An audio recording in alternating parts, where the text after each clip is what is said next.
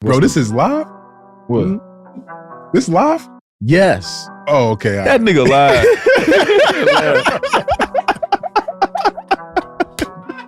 You ruined it. Oh, all right, my bad. Run it back. Stop the tape. All right. I'm like, we live the whole time? Right. Like, I shouldn't have said Right, he like, I shouldn't have said that. I thought I got editing rights to know Right, he that. like, man, we ain't gotta kill the people. Right, like, oh. We ain't gotta do the bleep. Who's your editor? Yeah, who's your editor? Call me. Like, I Put need a to. ding dong when I say the kill. Ding dong. Right.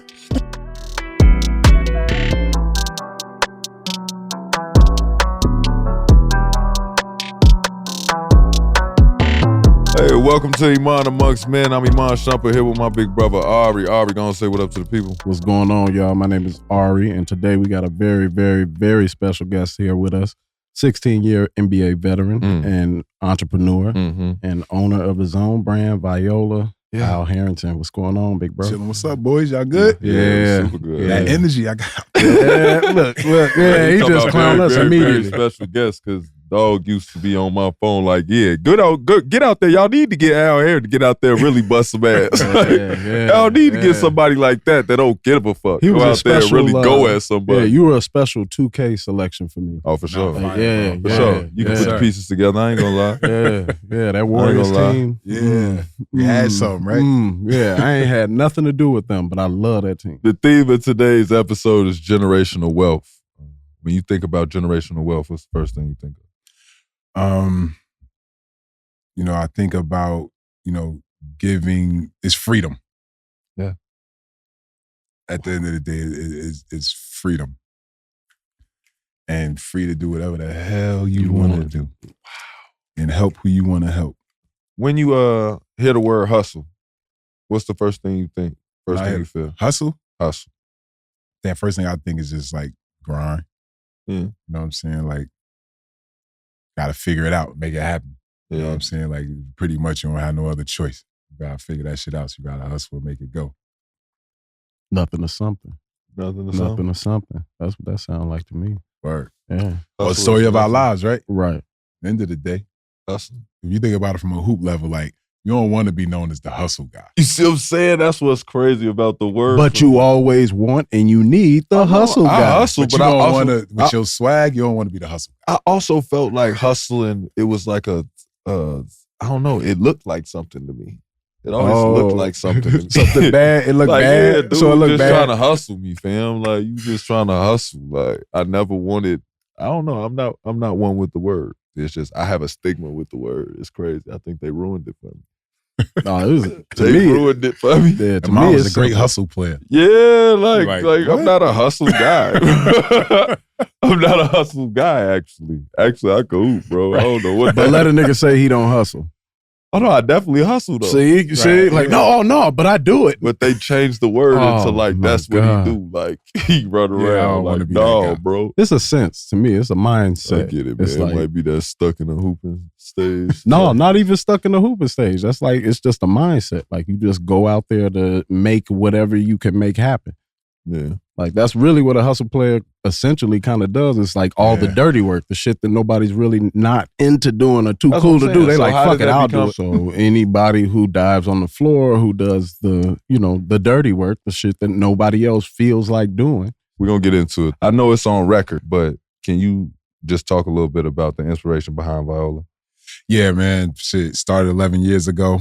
Damn, that's a long journey. Bro, I've been doing this shit for so long, bro.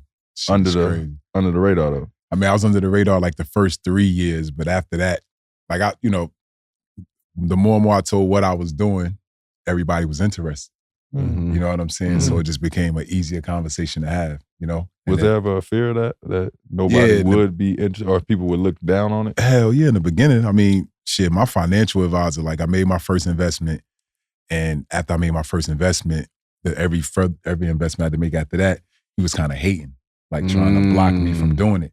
You know what I'm saying? But obviously, once you get a certain level in your career, you like, I'm my own boss, nigga. Real Do talk. what I ask you to do Real type talk. thing, Yeah.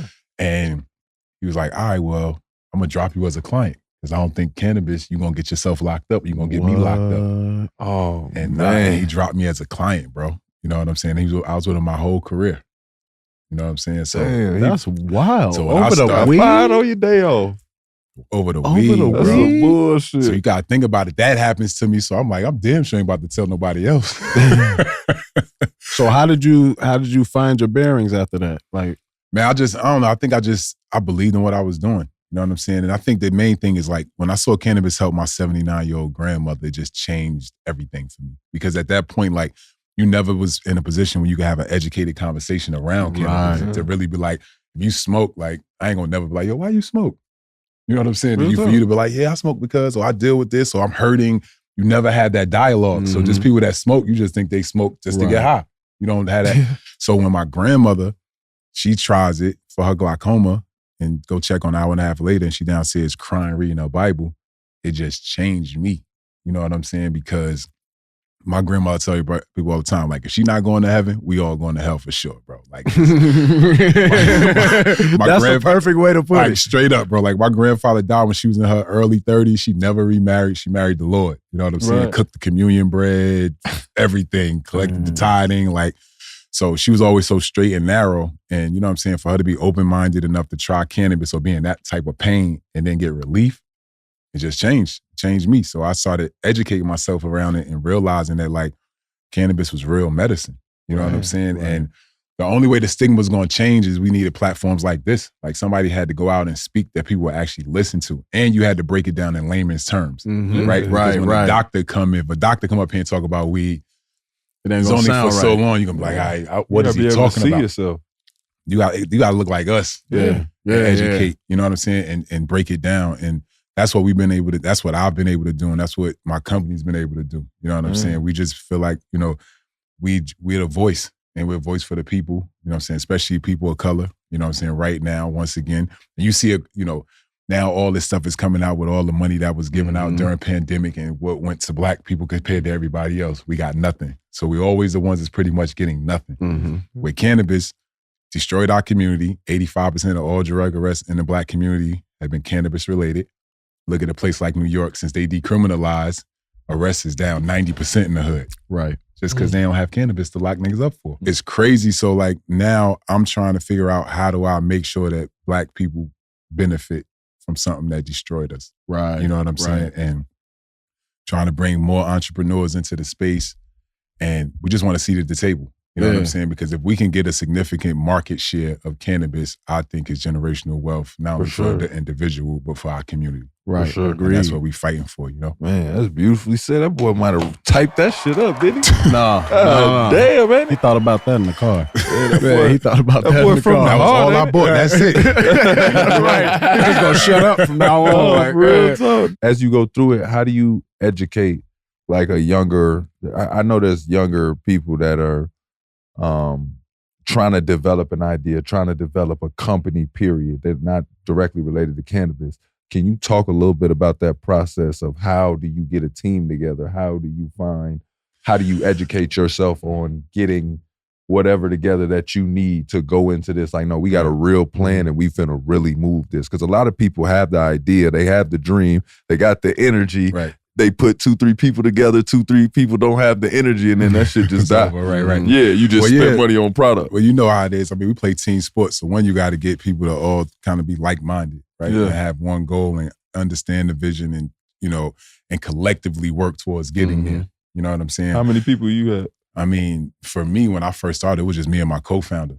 Okay. Honestly, it was just two of us, and we were just trying to figure shit out every day. Yeah. You know what I'm saying? And to your point where now, you know, how I look at it is education is key. Education is everything, right? So before you can go into anything, you got to know about it, right? So some of the things I've been able to do, I started my own school. It's called Harrington Institute, where I did a partnership with this company called Cleveland School of Cannabis, where we have a curriculum that's just like a baseline of information of any part of the cannabis industry you want to be in. Wow. Because everybody thinks that to be in a weed game, you got to grow weed. Right. You know, there's mad other ways. And I know other places people are getting rich, you know what I'm saying? Because there's so many different verticals. Cultivate it, you can manufacture it, you got retail, you got marketing, you got packaging, you got disposal, you got testing. You know what I'm saying? It's so many different ways that you can benefit in this space, but you have to know about it. You think of weed, that's our like natural instinct. Like we finna think of it however we've seen it, bad and then good one time, and that's it. Like we don't 360 it. Like with a product, you supposed to put a product here. Can I smell it, taste it, see it, hear it? Like you got to think of all these ways to push it out here and do it, and people don't think of it. It's like, dog, it's 10 things that come under that umbrella. You know that goes part to the education too. If you're not educated about it, you're not going to one more time in the school. It's Harrington Institute. Harrington Institute. If y'all, you know what I'm saying? I'm about to go take some real talk. Y'all better have that on y'all resume. Come and work for me, G. Real talk. Have that on your resume. Nah, for real. I mean, people that graduate, we want to, like all the best and brightest, we want to figure out how to employ them too. I need to get diplomas and all that. Yeah, all that. You know what I'm saying? Job corps for weed. No, I know that, but like at the end, you shake their hand? Yeah, well, obviously we doing everything on Zoom, so I'll do it. Oh, you ain't Zooming me, dog. You don't want the COVID, man. No, I want the autograph. I want the handshake, bro. You want a jersey? All that, bro. A side jersey, some shoes. He out Harrington. He like, no. That's what he be like, no. We can. Businessman. Damn, you putting that pressure on me now. Right. That's everybody was happy with. Hey, man, you know, the Zoom is still just as good. I just know the man. Drafted out of high school at 18 with college athletes now and how they're able to make money. What do you think about that step of, do you need that step of college? Should kids be making money early? Like, what do you feel about that? So I do not believe that you need to step for college unless you can't play or you're just not physically ready to play. What's crazy about them changing that rule made no sense to me, because when you look at the history of all the high school picks that were drafted, everybody killed. Yeah. Damn near everybody. You had like one or two maybe, and these was guys that had no business going, but any guy that was supposed to go, everybody killed. Everybody had a 10-year career. So it made no sense of why they changed that rule. You know what I'm saying? I look at college, like the only reason why I say that I regret not going to college, because like when the NCAAs come on, I don't have nobody to cheer for. It's the only thing I missed out. Where was you gonna go? Her little birdie told me something, but I just want to. I was going to Tech. That's crazy. They'd have had you over there. Who'd you play with? I'd have played with what's a kid named Tony Akins and Deion Glover. Damn, you'd have played with Deion? Yeah. Damn, Deion, you should have. I know, right? He hurt himself though. He tore his ACL that year anyway, so I don't know, but. If I had been there, it would have changed, but you he ended up going for a year. Yeah, I was only going for a year. Half a year, really. And Tech, and I'm sure they probably took care of you too, but they had a nice little nil package back in the day. Oh no, that wasn't back. Yeah, that shit over with now. Coach U was by the books, buddy. Coach U was riding around in a Ford truck. Yeah, tall Paul Hewitt. Man, I love Georgia, bro. My grandmother had moved down there when I was in 8th grade, and I wanted to move with her. And my mom was like, nah, you staying here, because I was the oldest. And she's like, nigga, you got to raise these kids. Right. You know, she's single parent. She's like, how you trying to leave? So who I'm going to have? Like, it's going to happen again? She's like, nah, bro, you said it right. Yeah. So when I had a chance to go there for college, I'm like, I'm going. Right. You know what I'm saying? And I would have went if, you know what I'm saying, if I didn't have an opportunity, you know what I'm saying, to go to the league. I was definitely going. Hands down. Dog. Do you think it was 100% perfect for you when you came in? Like, you didn't have any problems like developing as a man while you trying to, yeah. Oh man, but you gotta remember, I went on a team with all vets, super vets. Them niggas was old, bro. All of them. Like old. And all of them were like, good like mentors. Yeah. They were great mentors. I mean, I always say they're the reason why I played 16 years, because they taught me everything in year one. They taught me everything on and off the court. Good and the bad. Yeah. You understand what I'm saying? And I was able to learn from all of them. And the biggest thing that I learned was just like being around a guy like Reggie Miller. You know what I'm saying? Like, one, I hated Reggie Miller because I was a Knicks fan, right?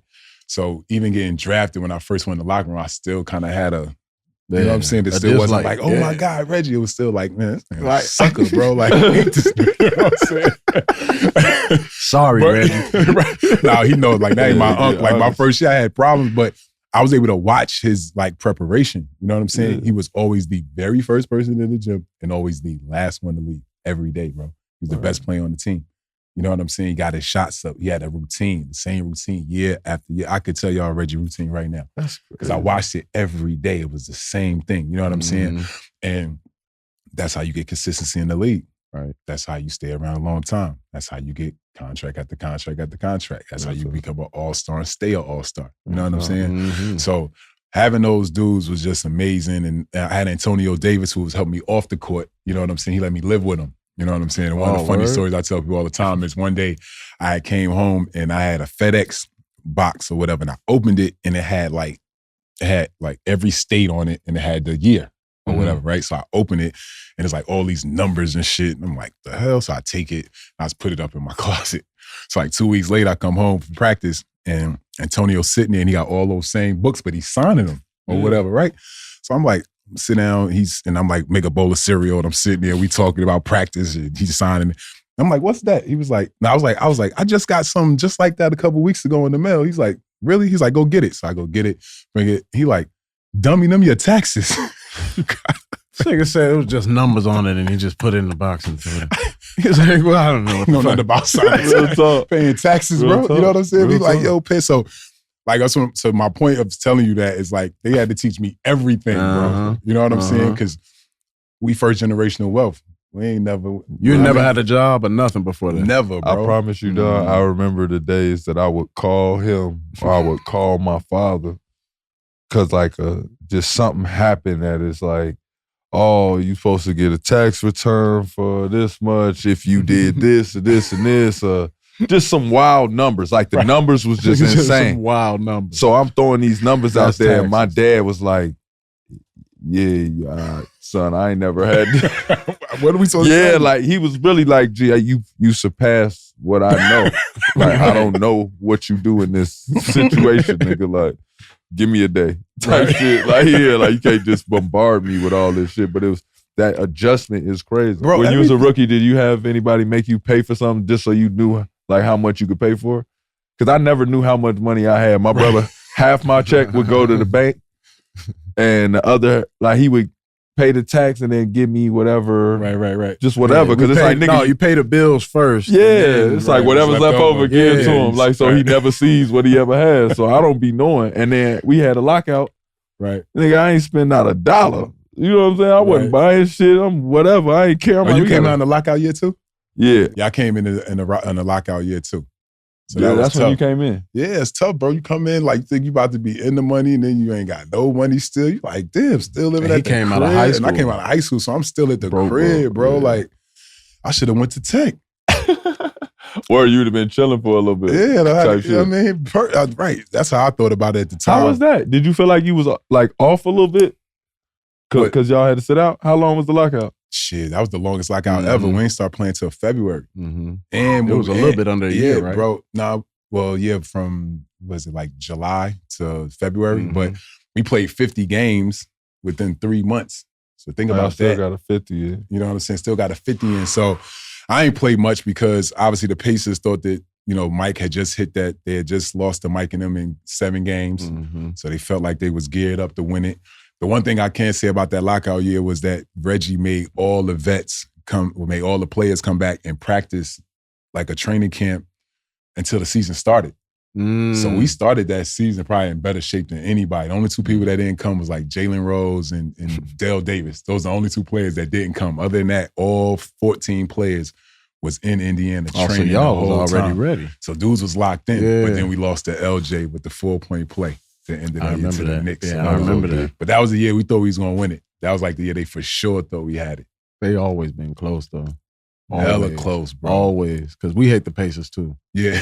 We hate the Pacers. Man. We hate the I ain't Pacers. gonna lie Reggie to Miller, like, every time we talk about Reggie or somebody mentions Reggie, nerves, I just get that when he was jumping and twirling in the air after he hit that 3, I was... Yeah, he couldn't pick where he wanted his hands to go. Ooh, I was mad as hell. I was so mad. Then when he used to do this. Yeah. He used to do this, but it would look like he was making fun of people. Right. Bro. Like it looked like he was like a tough. chicken. Like, like he tough, nigga. Like, but he just hit a 3 and y'all Indiana partying right now. His white boys up there spinning shirts. They was loving it. Oh, bad as hell. Cash, bro. Yeah. Oh, loving my God. That's crazy. They like the great shooters get away with that push, though. Oh, yeah. Did you have a team you really hated? Yeah. Not really. There's just certain arenas I played in where I just hated the fans. Which ones? Talk about Boston, of course. Yeah, Of course. Yeah. Utah. No, Boston is, of course, and I can attest as a fan there of the opposite team. Like, them people were horrible. I know they are. horrible. They are, but I don't know why I played well in Boston. No, I didn't say I ain't play well. It was I a place played where well. like you got going because they was on so much bullshit. You had like You know who irked me and I never really got it going in there how I wanted? where Utah.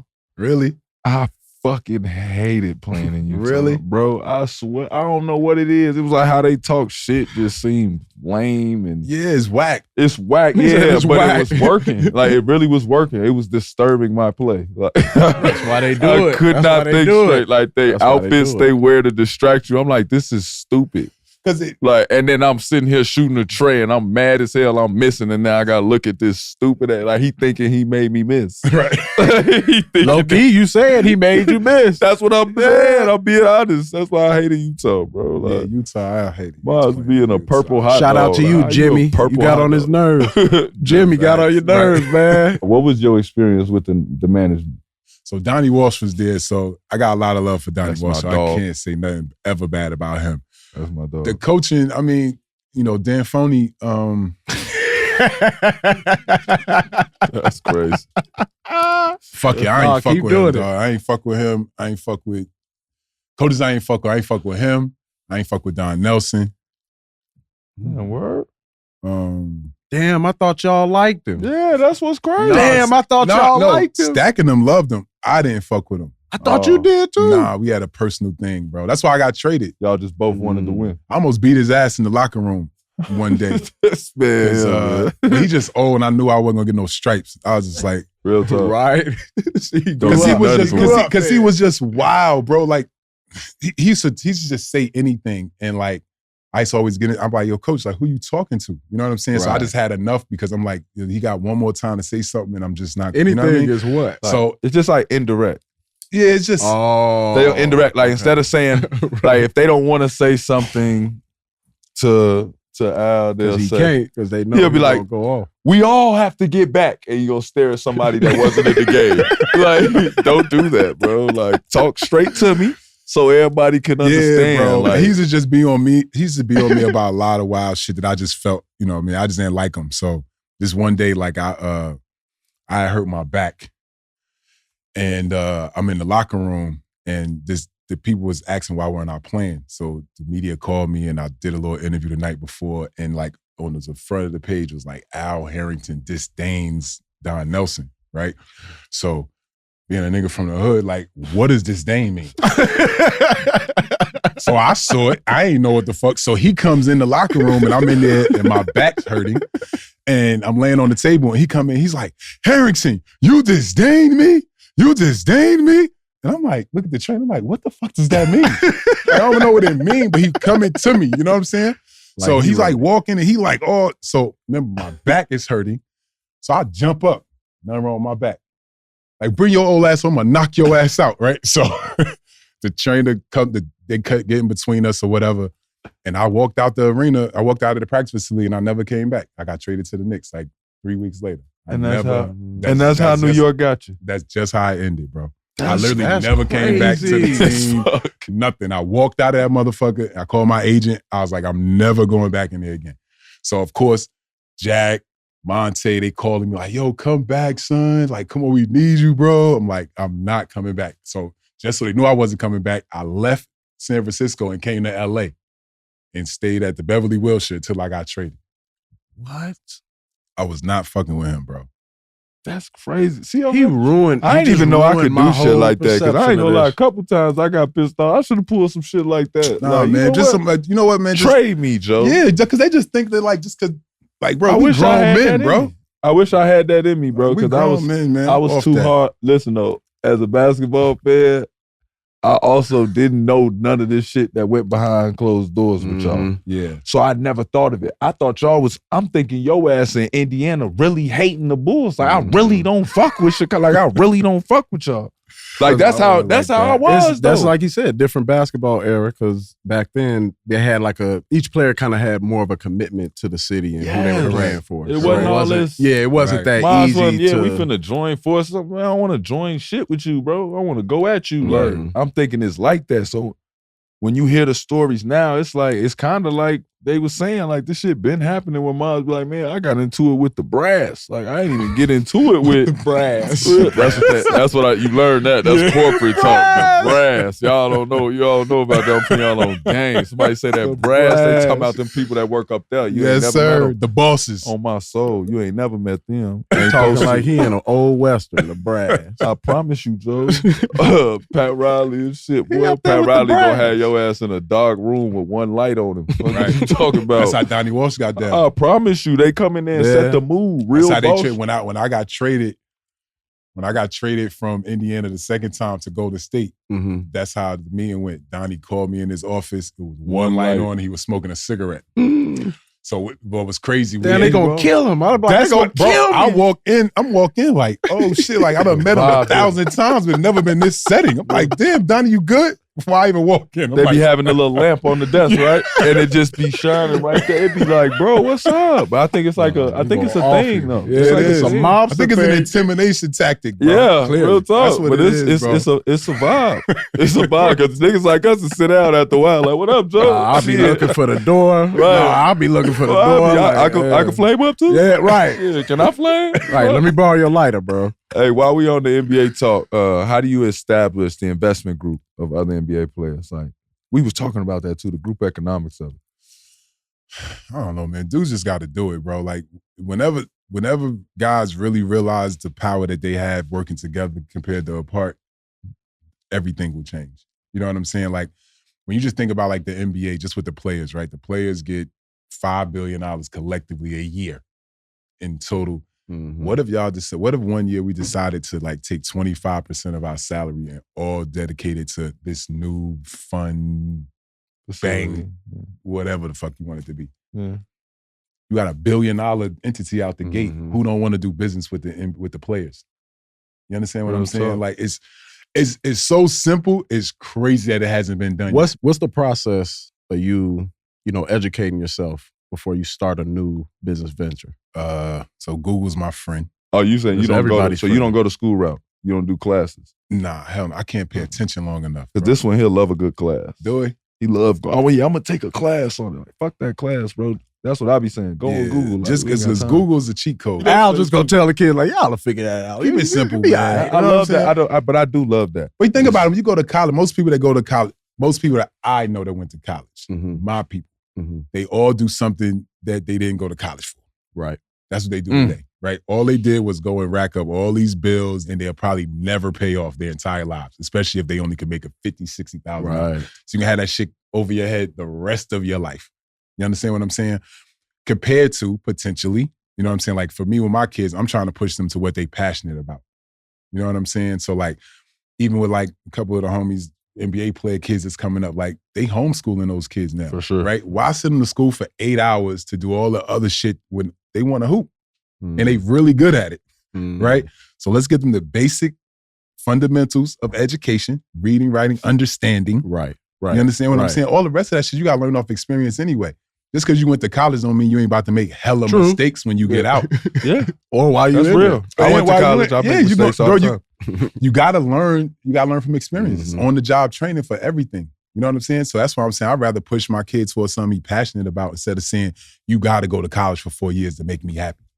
That don't make sense. My daughter want to do electronics and she want to program video games.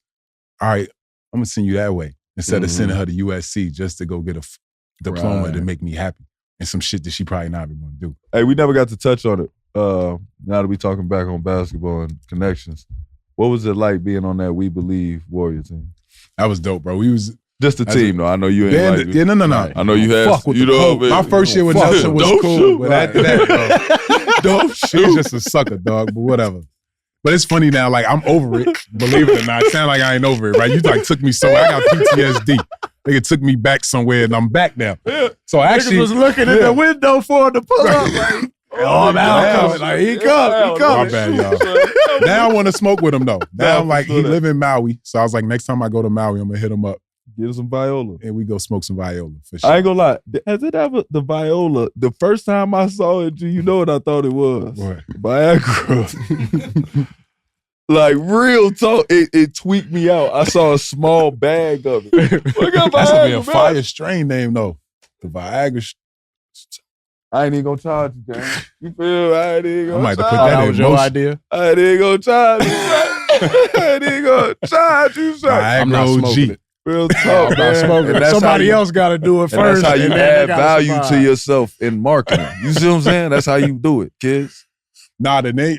Honestly, bro, it took me like this is the third iteration of the logo, and basically, if you look at it, no matter if you look at it forward or flip it upside down, it spells the same. So that was one of the main reasons, right? You know what I'm saying? I thought that was dope. So no matter how you turn it, it's always Viola. You know what I'm saying? And the color was my grandmother's favorite color. She loved color purple. You know what I'm saying? And I've obviously adopted it. Always wearing it. And what else? What else I have about the logo? That's pretty much it. I love that. I love that though, because it's like it's a story involved in it. Like it's not just some And it's random simple. shit Yeah. that your people Nah, bro. Let me tell you, this put together. is what's even crazier though. So like, obviously, so my grandmother's still alive. You know what I'm saying? She's 90 years old. She lives in Fayetteville, North Carolina. She's beautiful. but she has dementia and whatever, right? So she's on the, on the other side. But my aunts, they pay attention to the Instagram, right? So they're always hitting me with different things like, all right, I don't know if grandma would want her name on that. Words. That's like, I was going to ask you, like, how. So, like, I be wanting to do some wilder stuff with the brand, but literally, I got my aunts monitoring the gram and everything. Like, nigga, don't forget, this is your grandmother's name. Nigga, like, don't go crazy. Always respect that. You know what I'm saying? And, not that I need it, not that I want to go too crazy, but, you know what I'm saying? Like, just saying it to say, like, yeah, this brand really is. It's more, is bigger than me. It's way bigger than me. You know what I'm saying? Straight up. And to go back to the We Believe real quick. So what was dope about that was when we got there, they was balling, right? And it was the first time like they were gonna make the playoffs. But we got there and it was adjustment. So we lost like, just say we lost like 7 out of 12 games or something. So now we out of the playoffs, right? So we needed to win, I think we needed to win 16 out of the last 23 games or whatever to make the playoffs. And we won 17. So we get in, and that team, what was so dope about us beating Dallas was that obviously Don Nelson taught Dirk everything he knew. So he knew all his weaknesses. So all we did was push him towards weaknesses. We know every time he go left, he gonna turn back left shoulder. So when he turned left shoulder, it was a person there. You know what I'm saying? And literally, we just took him out of the series and we beat him. No, and then went crazy though. And y'all was going crazy. Oh no, they was hooping. Yeah, we was lit, bro. That team, man, like just like the shit that we used to do, like thank God the phones wasn't relevant back then. I think we just missed that era. But like literally, bro, like that year, that 2 years we were there, we had 3 club fights, like in the club. Actually had physical altercations. We had one in Chicago, one in the Go. And my big cousin was there. And next you know, like him, Stack, we standing there, get into it. Yeah. Literally, I look, so they get into it, Stack right here, get into it. I look right here, Stack, the girl that Stack was with, she holding all his jewelry. Stack done jumped off the couch in the fight. Into it. In less than a second, bro. That dude right there, he get him on. Yeah. Yeah, you can see he how he lived for it. How he climbed into the seats. Like, we finna throw these. What's happening? See, we like to ask all our guests, man. Yeah, we ask them, what are you working on improving in your life or, in whatever facet? Now, I think main thing, time management for me. I gotta compartmentalize my life better. Because right now I work all day, every day. And like I got little kids that are growing fast as hell. So I'm trying to figure out how I can spend more time with them. That's probably like the biggest thing I'm working on me personally to do. That's dope. I feel the same. I got some dogs too. My kids, I got a 12-year-old, 11-year-old soccer player, Animal, 6 or 4-year-old, and a 4-year-old. He said Animal. So I got some, you know what I mean? So I gotta make sure they wolves, you know what I'm saying? I feel it. So that's probably the biggest thing I'm working on. I'm always trying to do that too. That's like, hard it work ain't too. enough time. Yeah, it's not enough time in the day. It's never, bro. And I hate being away from my kids for more than like 2 days. Like if I don't see them, if they're not around, like I'll feel. Oh yeah, after a while the house is too quiet. Yeah, like I'll feel very but you just feel lonely. Like it's even if somebody else's kids are there, I just be like, like mine's. Yeah, there you go. Or you don't look then. like y'all don't look right. Like you don't act right, or you saying something bad. My kid would never do that. Right, like mine wouldn't. Ooh, like and be all agitated. And it's not the kid's fault. It's my fault. Right. You dealing with something. Right. So I've been going through something. Right. That's see. And I've been going through something. I could talk like that with my kids because they know they won't look at me crazy. I tell my daughter all the time, like, man, like I'm gonna have to level with you. She's 3. Like I have to, like today is not my day. Like I know you feel how you feel. Like I can't talk to anybody else's kids like that. They be like, what the fuck is wrong with him? And you want to set up the environment where they can talk to you about anything. Yeah, right. You know so what I'm saying? Like, and I think I learned that from my mother because my dad died when I was 8. So when he died, you know what I'm saying, I was the oldest, so it made me like the man of the house almost, right? Like for real, because my mom was pregnant. She had my little sister. You know, I used to watch my little sister at 9 years old at night, like when my mother was at work. You know what I'm saying? At 9. So I grew up fast. I know how to drive since I was 8. You know what I'm saying? Like all of that. So I grew up a lot quicker. But I just think about the fact that I was exposed to all of that, it just made me so much more mature. You know what I'm saying? And it definitely didn't steal my childhood. Like I still went outside and played. I still did all of that. But it was just like, I was always willing to and could have any conversation. You know what I'm saying? I just was like, I was seasoned, as they would say. You know what I'm saying? Right. Or experienced. You know what I mean? It's almost how your shit went. That's why you wasn't tripping off going from high school. Yeah, exactly. It's just like, I was exposed to so much. Yeah. You know what I'm saying? It wasn't all negative either. Once again, that's the reason why we miss out. Like this last story I'll tell you, like for me, like, we love a good story. No, but for real, like we love a good Jersey, story. when I got drafted in '98, the first apartment I got was in Jersey City. Okay. You're familiar. Of course. And they used to shoot The Sopranos. Shout out to Jersey. Big shout out to Dirty Jersey. They were shooting The Sopranos like right outside my building, and it was all these abandoned buildings or whatever, right? And you know, and it's all waterfront property. But nobody never pulled my coattail like, yo, you know, like it was all for sale too. Like I could have bought it. Like if you go and look at the skyline of Jersey City now, those are all sky rises. Bro, I could have owned that property. All of them property. Not all of it. You know what I'm saying? But I could have bought into some of it.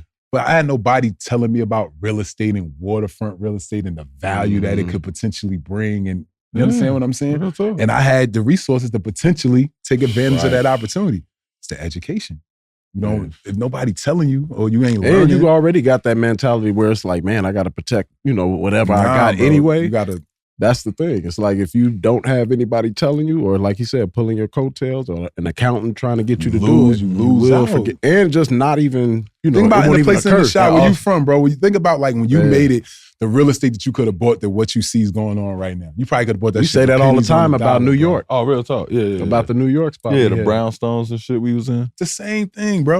You know what I'm saying? But it's the lack of education. And it's the lack of communication. Man, y'all got to start calling y'all dogs when y'all see this. Like, hey, G, I know I ain't in position, but y'all should take a look at this shit over here. Like, real talk. Like, it might not be my move, but shit, if it's your play, no bullshit, it's cheap, G. Come grab it. Like, real talk, I'll buy it from you later. Right. Real talk, long as we got it, you though. just grab it for me now. Real talk, like, I'll give it back. I'll grab back later because I want to do something with it. Real talk, I need some investors first, then I'm going to come grab it. Those niggas will be going for that. What? They said niggas will be going for hold it for you. Like, you just hold it. I'm going to buy it back from you in 2 years, gang. No bullshit. I got to hoop into this contract. Same price. Let me get this next contract. Hey, man, every show we get to tap in with the fans on social media and answer some of their burning questions. All right, which one we got today? We got a listener question from IG today. The question says, bro, this is live? What? Mm-hmm. This live? Yes. Oh, okay. That nigga lied.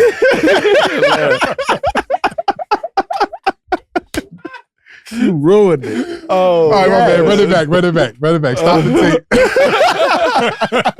All right. I'm like, we live the whole time? Right.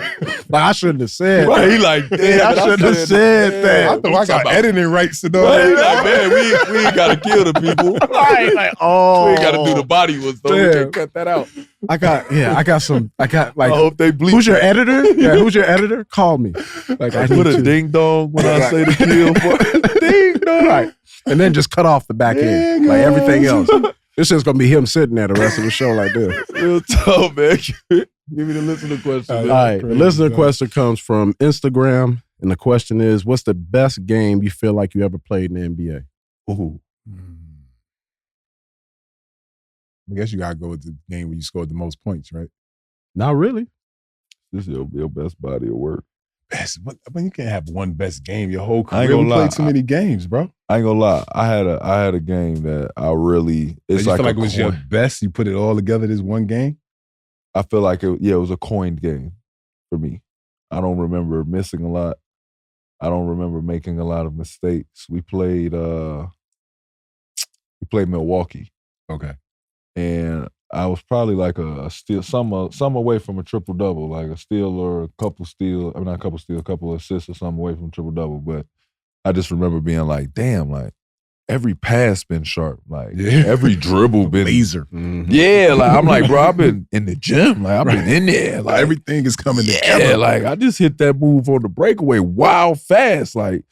But it was like seamless. Like I didn't think about it. Like it was just everything was working. Like if I said I wanted to cross him over in the front, and then I want to do a spin, it was just beautiful. Everything was like I had the game like that, and then I dunked Giannis. So I was like, yeah, I dunked on Giannis before too. Yeah, as an old he was young. Yeah, that's like when he was a young deer. I told people he was a deer, dog. Yeah. Real tall. He used to be falling and all type of shit. Yeah, that nigga came back one year and I was like, hey man, that man is strong as shit. Shaq, grew up, strong, ain't you?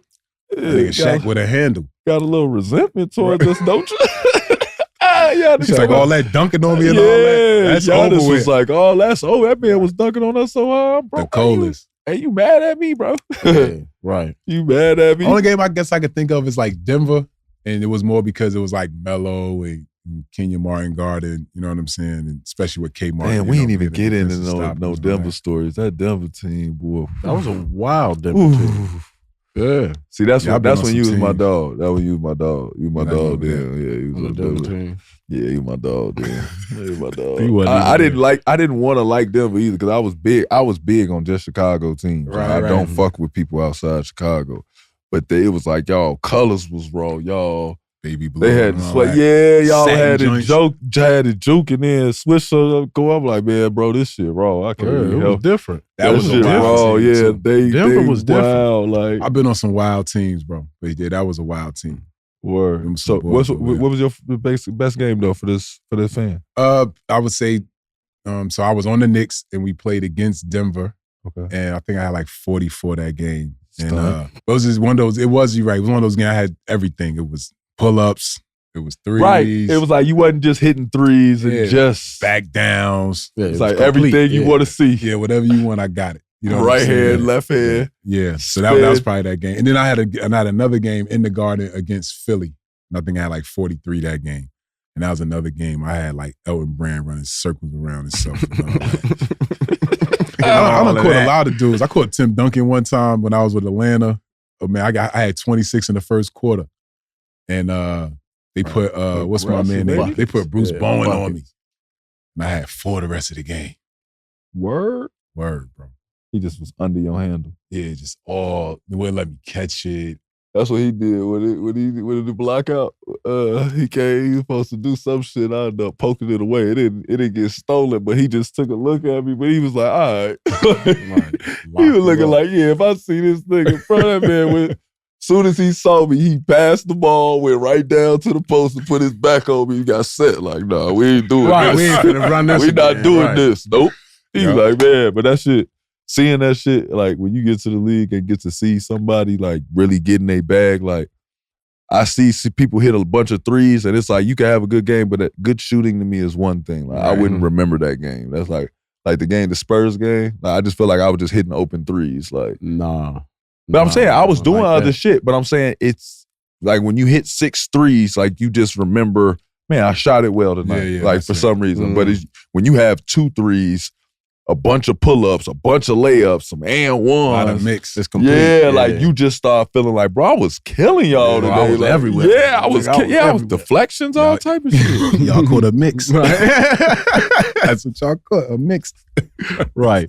Before we let you go, Al, we wanted to touch a little bit on your partnership with the NBA. Replay. Oh, right? yeah. We want to know just a little bit about it and how do you approach it being an ex-NBA player? All right, so this is almost 5 years in the making to get us to this point. Started with my interview with David Stern back in the day on Uninterrupted. Shout out Uninterrupted. You know what I'm saying? Talking to him about it, I just educating him. Once again, the education thing. Met with him 2 times before we did the interview. Sent him a bunch of articles, sent him some product, not weed, just more CBD stuff. And by the time I came to interview him, he had already done his research. You know what I'm saying? But I'm not knowing. You know what I'm saying? So me and Maverick had come up with all these questions that was trying to get him to say like the league should just consider changing the policy. Just think about it. By the time I got to my 3rd question, he goes on a rant and he just says it. He like, yo, the players have access after all this shit that I learned.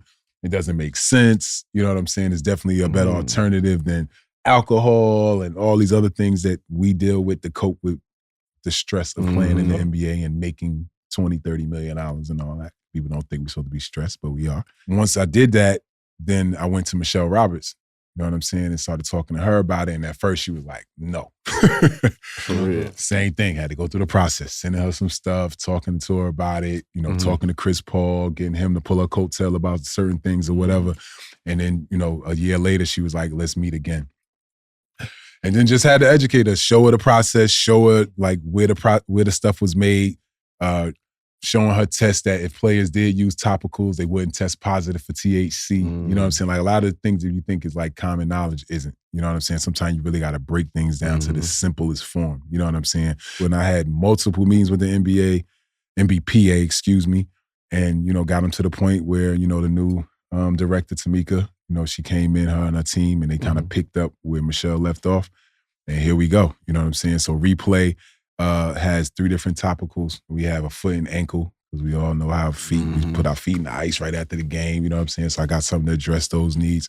We have a total body that you could use, like, and, you know, with total body, it's like our Replay Pro. So the Pro is for us.